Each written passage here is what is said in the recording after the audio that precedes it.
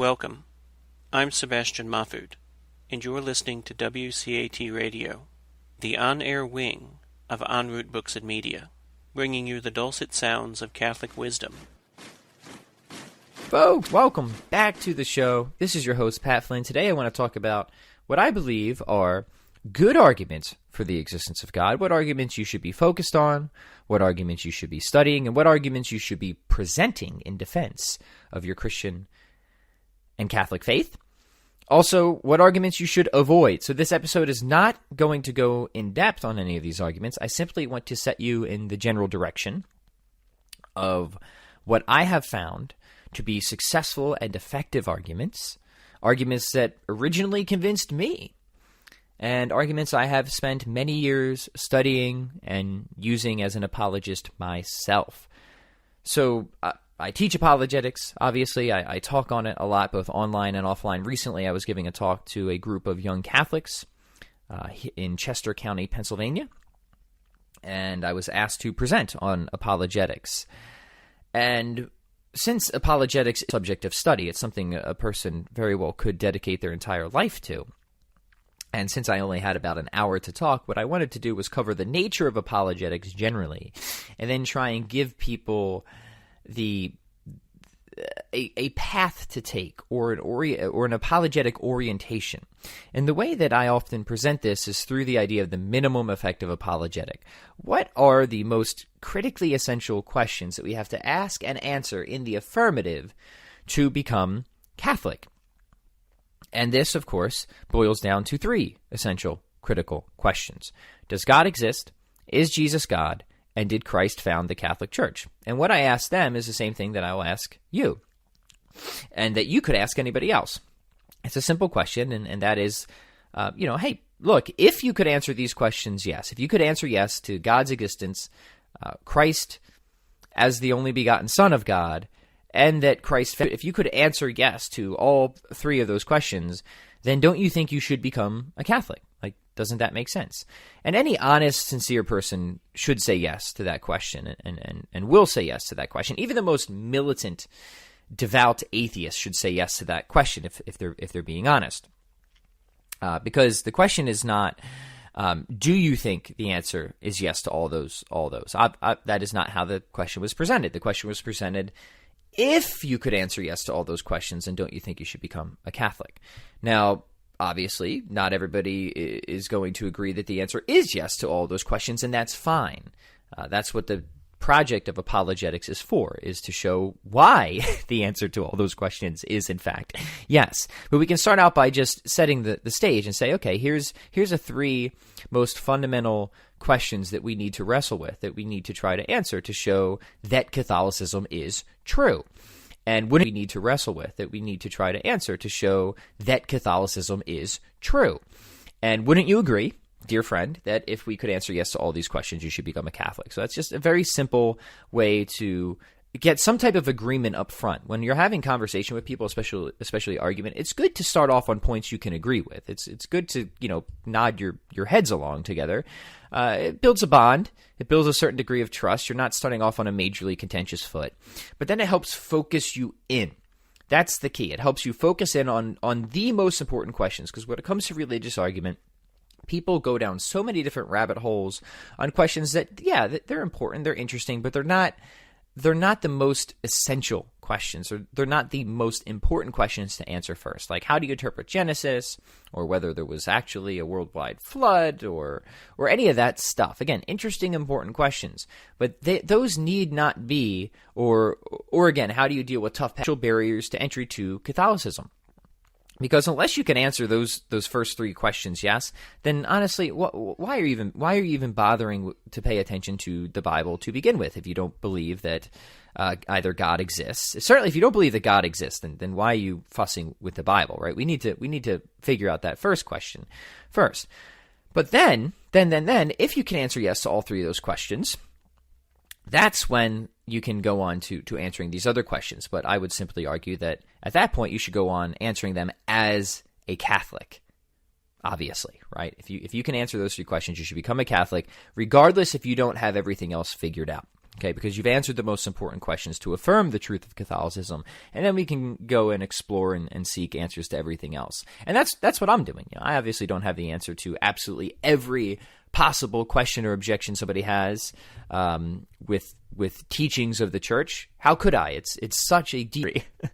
It's just, I mean, it's way more than any person could possibly. It's way than anybody could handle in a lifetime. So we have to focus in. We have to dial in. Okay, what's most important here? And that's the idea of the minimum effective apologetic. So it helps to start with some type of initial agreement. I think that is a question that everybody can agree on. That if we could answer yes, then obviously I should become Catholic. And then we can ask somebody sincerely, okay, which of these questions do you disagree with? And then we can focus in on the conversation. Maybe they're atheist or agnostic. Okay, we focus on the first question of God's existence. We give arguments there. Maybe they're spiritual but not religious. Great. We focus on the second question of why Christ is God and what evidence we have for his resurrection, of course, which is that great divine seal of approval. All of Christianity hinges on the resurrection, so we need to be able to make the case for that. Or maybe we're talking with a Protestant, and they just don't accept that Christ. Or maybe we're talking with a Protestant, and they just don't accept that Christ left us with a church, or at least not the Catholic Church, and so then we have to make the case for Catholicism, that Christ did indeed leave us with a visible, hierarchical, unified church and a sacramental religion, that there is a very specific way. It's not just about how we want to have a relationship with God. There's a very specific way that God wants us to have a relationship with him, primarily through the Eucharist, but also the other sacraments as well. And we need to be able to provide the historical basis and evidence for that, which listen to this podcast long enough and you will be able to do that. I promise you. But on today's episode, I want to go back to that first question. And I don't want to go in depth on any of the arguments, because each of those will merit, if not one episode, a series entirely on their own. When we do apologetics, we want to be thorough. We want to really understand the arguments. There's often a lot that goes into these arguments, any of the objections and how to respond to them. But what we can do is give you an overview of the landscape. I can give you a general direction or a general idea of what I think, or maybe we start with just 5. Maybe we'll start with just 5 arguments that I think are worth spending time on, worth studying for the existence of God. Now, when we say arguments, what's the point of an argument? Like, what is a good argument or a successful argument? Here's how I would think of it. You can never force an argument onto somebody. You just can't do that. Somebody can always deny a part or a step or a premise in an argument or the conclusion. But what you want to do as an apologist, as an evangelist, as a philosopher, is rest your case on arguments that are so tight that for somebody to deny any part of it or to attempt to escape the conclusion, they would have to do so on great pain of irrationality. They would have to do so in such a way that it would cause them to come off silly or really just trying to weasel their way out of it. So the goal of an apologist should be to set the intellectual stakes so high that for somebody to try and get out of accepting the conclusion of your argument, if somebody were looking in on the conversation, which is often the case, they're going to think that person is being silly. That person is just being stubborn, or they're being irrational. Because the truth is in many debates, you might not, and probably aren't, if we're going to be honest, especially if it's online or a formal debate, you're probably just not going to convince the person that is directly across from you. That takes time. It takes a relationship. But there's often many people looking in. So, how are they going to perceive the argument? Who's going to appear more rational, more level-headed, more consistent? Who's going to be thinking in straight channels, and who's going to be zigzagging all over the place? That's the idea of a good argument. Now, in order to do that, I think you should start with arguing all over the place. That's the idea of a good argument. Now, in order to do that, I think you should start with arguments that rely on very basic and obvious first principles. That each of the premises in an argument is so far more plausibly true than not, that to deny any of those indeed would cause whoever is objecting to them to appear rather irrational, such as the principle of sufficient reason, for example, a very modest form of the principle of sufficient reason, which can be used in the argument of contingency. To deny that anything that exists has an explanation is a painful move to make, and it's often a move that an atheist will have to make if they want to avoid the conclusion that God exists, if you're presenting something like the contingency argument, which we'll talk about here in a minute, or that change occurs, of course, is the basic starting premise for Aquinas' first way, or the Aristotelian proof. To deny that change occurs really is a not only does all of science presuppose that, and philosophy, but I guess if you're arguing for any position, you're hoping to change somebody's mind, right? Even if we just look at the mental, it's very obvious that change is just an undeniable feature of reality. And so long as you start to understand and wrestle with what change actually is, the reduction of potentiality to actuality, you are driven ineluctably to the existence of God, of a being that is pure act itself, pure actuality itself. These, I believe, are the best types of arguments for God's existence that rest on very basic, very obvious first principles. That when you start to build out the implications of these principles, or you start to work your way backwards and upwards, or deduce in whatever direction, then what you will be led to is often what we call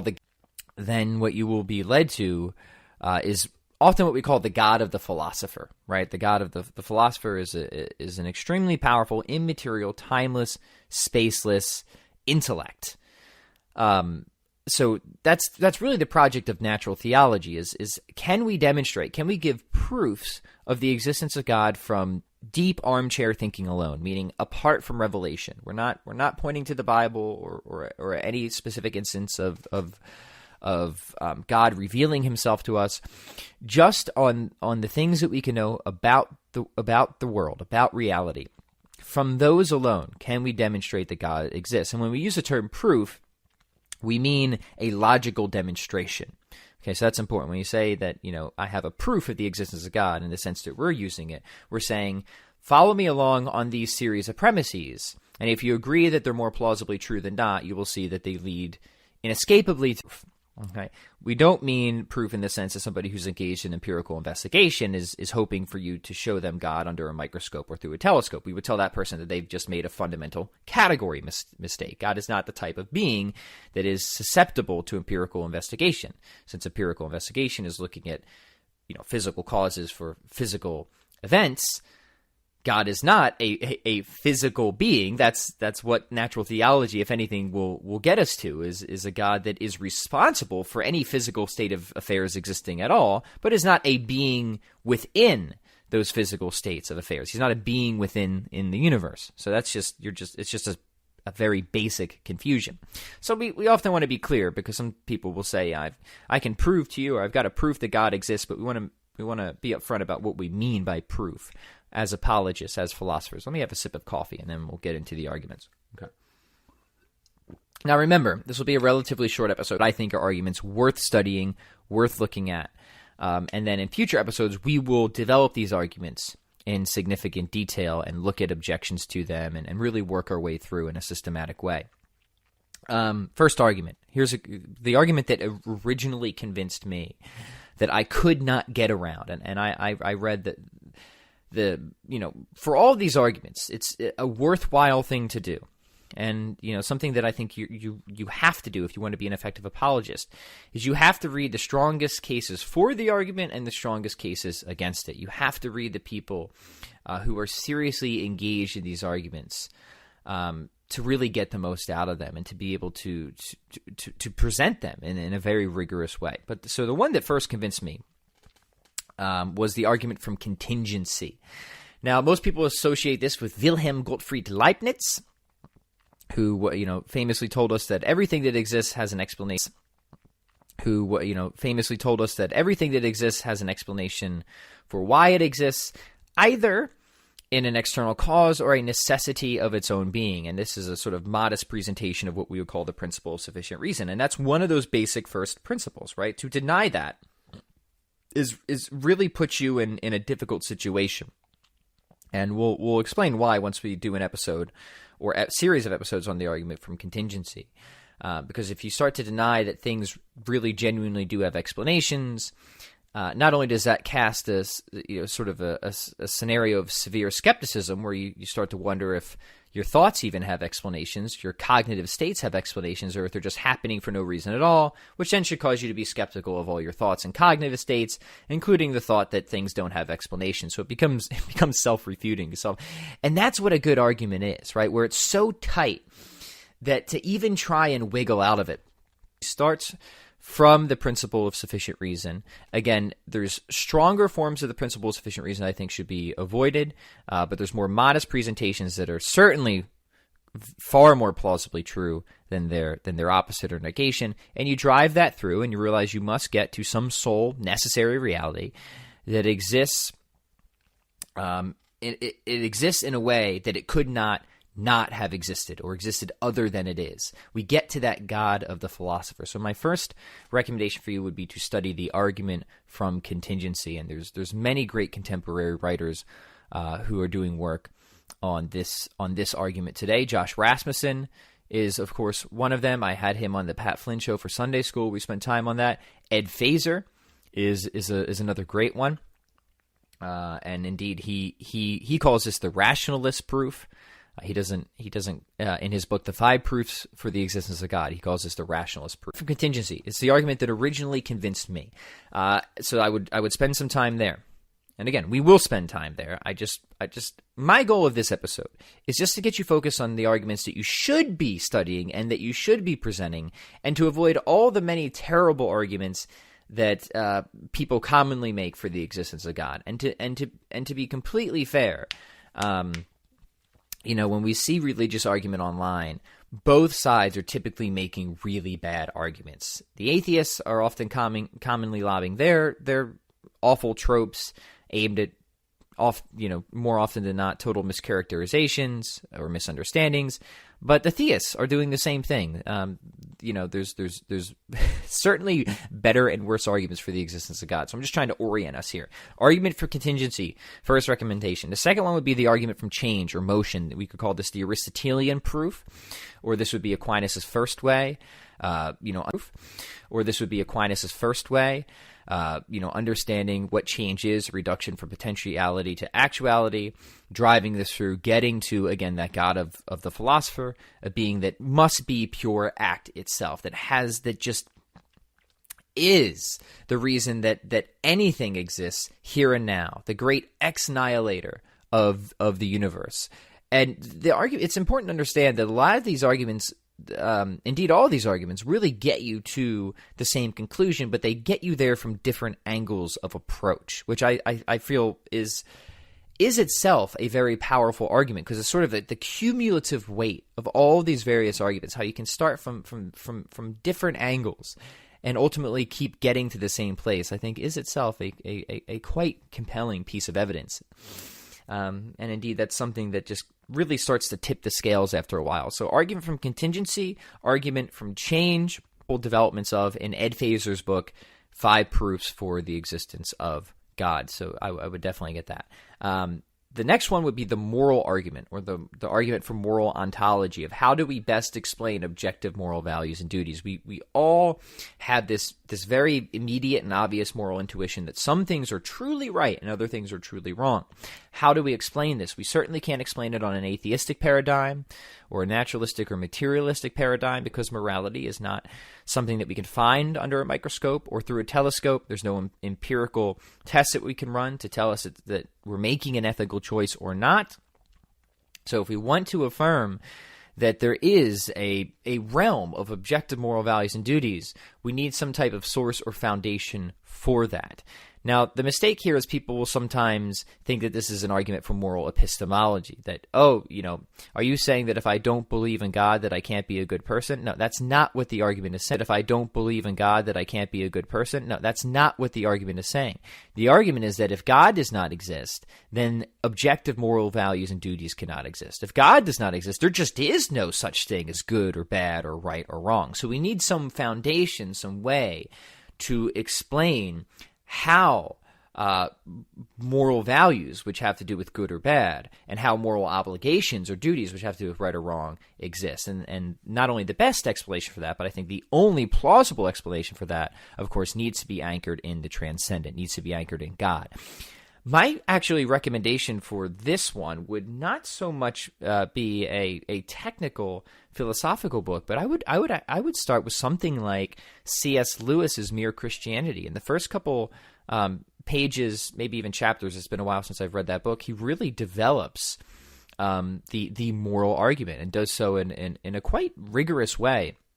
This was just such a great writer that many people sometimes may underappreciate just how good his arguments are because they know him as a writer and it's so accessible. But no, Lewis is thorough. Of course, he studied this stuff and he knew it well. So read Mere Christianity for a good presentation of the moral argument. You'll see how that gets you eventually to a moral monotheism. It brings you out of any options for pantheism or polytheism, like all of these arguments do, by the way. So every argument that I'm telling you about here will get you back to that God of the philosopher, a sort of a moral monotheism, an extremely powerful, timeless, spaceless, immaterial intellect who very much seems to care about how we behave. So those are three: argument from change, the contingency argument, and the moral argument. The next that I think is a good argument just because it's so simple. It doesn't work off as many basic first principles as these other arguments. But indeed, I think is a successful argument ultimately is what is famously now the Kalam cosmological argument. And we can thank the philosopher William Lane Craig for bringing this argument kind of back because it was an argument that was around for a while. It's actually an argument that Aquinas originally rejected. And as much as I don't like to disagree with Aquinas, and I think he makes some decent objections to the argument at the time, I now think this is a successful argument, especially when you really go through the technical details of it, and I'll give some recommendations for how to do that. So the Kalam cosmological argument is very simply presented. Everything that begins to exist has a cause. The universe began to exist, therefore the universe has a cause. And you can unpack what type of cause that thing would have to be. Well, if it brought all of space cause, then you can unpack what type of cause that thing would have to be. Well, if it brought all of space-time reality into being, it would therefore have to be beyond space-time reality. Again, immaterial, timeless, spaceless, extremely powerful to do something like that, and would have had chosen to do something like that. Again, brings you back to that same place, the God of the philosopher. And that first premise is, again, one of those basic first principles, that everything that begins to exist has a cause. It's not that everything has a cause, because obviously God does not have a cause. As a necessary reality, he's not the type of thing that would be in need of a cause. He is something that by his very nature could not have existed. So we're not committing a fallacy of special pleading here. We're only saying that everything that begins to exist has a cause. And indeed, we can think of no exceptions to this in our experience. And to deny that is kind of, again, to put yourself in a very absurd or obscure position, because then maybe there's no cause behind them, meaning there's no good reason behind them. So maybe I should be skeptical of all my thoughts.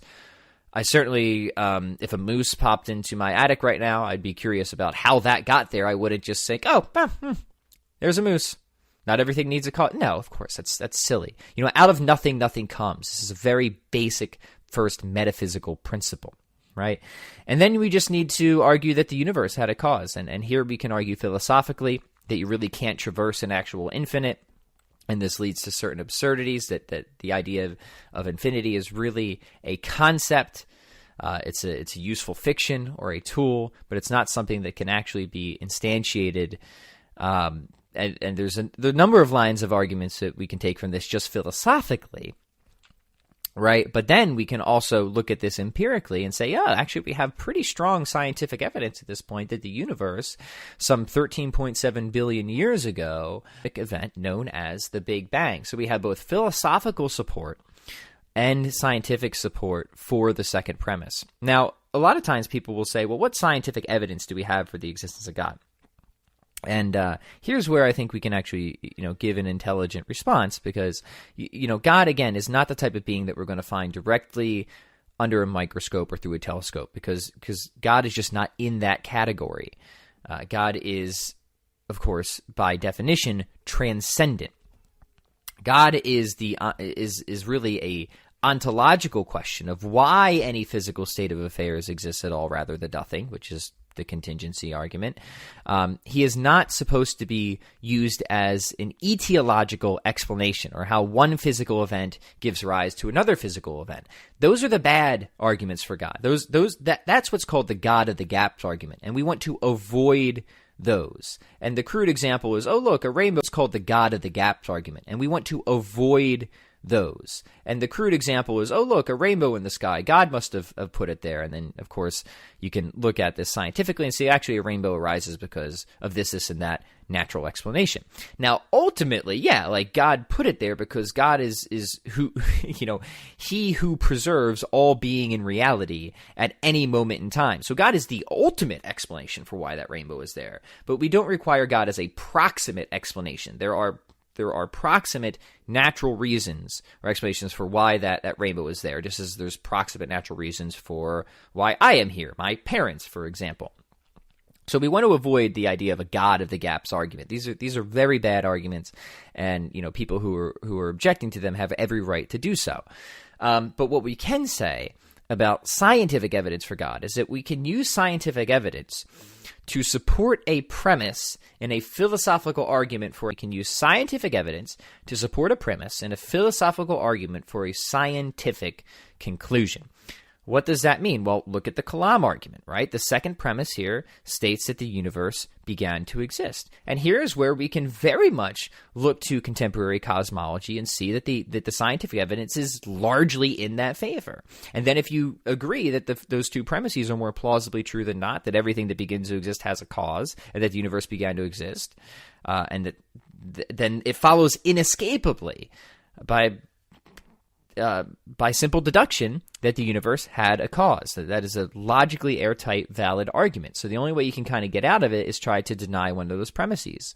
The first one will make you look very silly. Some people do try to deny it. Some people will just bite the bullet and say, oh no, I think the universe just sprang into being out of nothing. And at that point, okay, you can do that, but you're essentially believing in something that, You're essentially believing in something that, and William Lane Craig will say this himself, that is worse than magic, right? It really is. And people looking in, if they're watching that conversation, sure, allow the person to make that move, because then it's clear that who has the intellectual high ground at that point. We're not.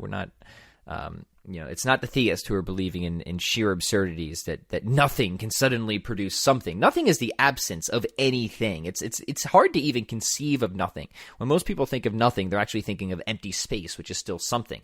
Nothing is the negation of anything. And out of nothing, nothing comes. So sure, somebody can try and deny that premise, but it's going to make them look very silly. Anyway, the point being is, yes, we can use scientific evidence to point to God, but we do so to support a premise and a philosophical argument that leads to a theological outcome. And another example of this, aside from the Kalam argument, would be the argument where the fine-tuning of the universe, one of the most remarkable discoveries in modern cosmology, that sort of the universe balances on a razor's edge of finely tuned constants and quantities that have made it possible for the emergence of intelligent life. And then you have to ask, well, what's the best explanation of this? Is that best explanation chance? Is it necessity, or is it design? And I think the fine-tuning argument is a pretty good argument for the existence of God. I don't think it's as strong as the contingency argument or the argument from change or the moral argument. I don't even know if I think it's as strong as the Kalam argument, but it's a pretty good. I think it's certainly more plausibly true than not.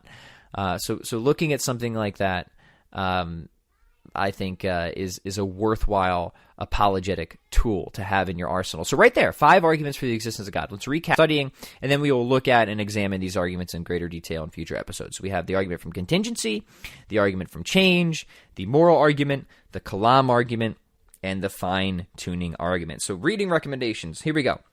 First would be Ed Feser's 5 Proofs for the Existence of God, which will get 3 more arguments in that book that I didn't even talk about, which I do think are successful arguments.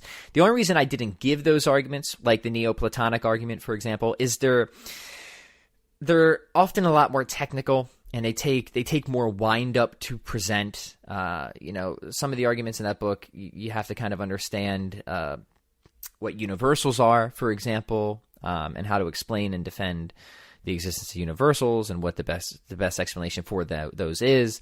And that's you're just not going to be able to get a lot of those off the ground either in short time or without having to have a lot of sort of prior discussion. So I think all the arguments in 5 Proofs for the Existence of God are great prior discussion. So I think all the arguments in 5 Proofs for the Existence of God are great, successful arguments.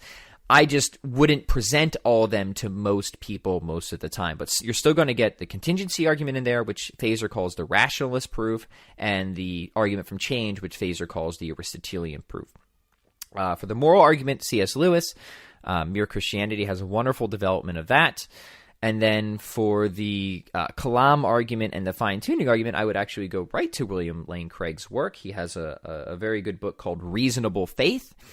If you want something a little bit more, actually, Reasonable Faith is his more technical book. If you want something a little bit more simple, then his book On Guard has a nice, more condensed presentation of those arguments as well. So there you go. I think those are 5 good arguments that are successful. These are successful arguments for the existence of God. Some are certainly stronger than others, but I think ultimately all of them are strong in and of themselves. If you want a more technical work, then I would recommend the Blackwell Companion to Natural Theology. This is really for professional philosophers, but if you really want to see these arguments developed in great detail on a very technical level, then I will challenge you with that reading recommendation. And that might be a good companion, especially as we move forward in the series and start to explore these arguments. It might be good to have that handy because I will be drawing from that and other resources as well. So if nothing else, consider it a study guide as we move forward. Hey, I hope this episode was helpful for you.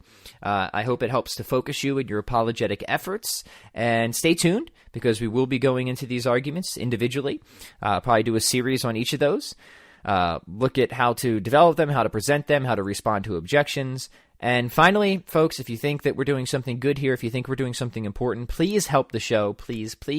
And you can do that, of course, by subscribing. 5-star reviews really help the show. They help attract people in. They help push the show up the ratings. So, all I would ask is if you want to support us in any way, that's really the best thing you can do. Just head over to wherever you're listening to the show. Leave us a positive review. Subscribe.